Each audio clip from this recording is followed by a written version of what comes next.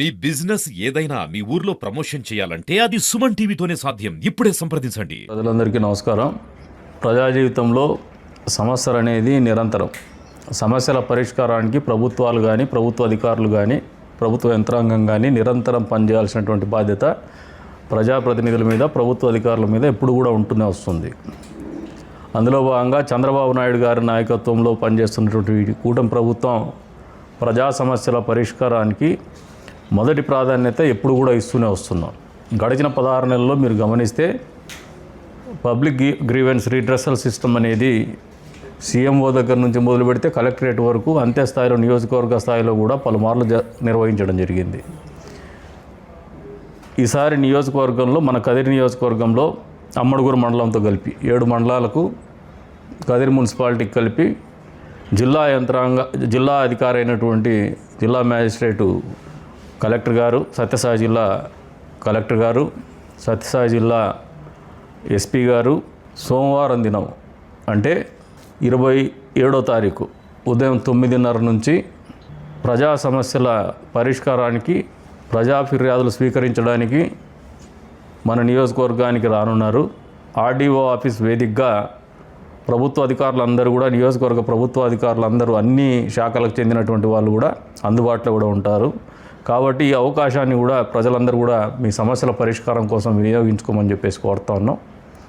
Grievance day మొదలవుతుంది కాబట్టి మామూలుగా కలెక్టరేట్కి పోవాలన్నా, ఎస్పీ ఆఫీస్కి పోవాలన్నా మనకు కొన్ని ఇబ్బందులు ఉంటాయి. పేదవాడికి ఇంకా మరింత పెద్ద ఎత్తున ఇబ్బందులు ఉంటాయి. అంతేకాకుండా పోలేనటువంటి పరిస్థితులు కూడా ఉంటాయి వాళ్ళకి. వారే మన నియోజకవర్గానికి మీ ముంగిటికి వస్తూ ఉన్నారు. ఈ అవకాశాన్ని మీరు వినియోగించుకోమని చెప్పేసి కోరుతా ఉన్నాం. మేము కూడా అందుబాటులో ఉంటాం. అన్ని పాత్రికేయ మిత్రులను కూడా కోరుతున్నాం. మీరు కూడా ఆ రోజు గ్రీవెన్స్ డేలో పాల్గొనమని చెప్పేసి కోరుతా ఉన్నాం. నిన్నటి రోజున మీ ఇంటి పట్టాలని కూడా తెలియజెప్పినాం ఆర్డీఓ గారికి, తహసీల్దార్ గారికి. దాన్ని కూడా మీరు రిజాల్వ్ చేసుకోమని చెప్పేసి చెప్తాను. మీ సైడ్ నుంచే ఇనిషియేట్ చేసుకోమని చెప్పేసి.